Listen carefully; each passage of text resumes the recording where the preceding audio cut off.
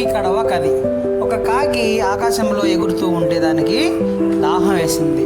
బాగా దాహం వేసి నీళ్ళు ఎక్కడ దొరుకుతాయని చెప్పి వెతుకుతూ ఉంది.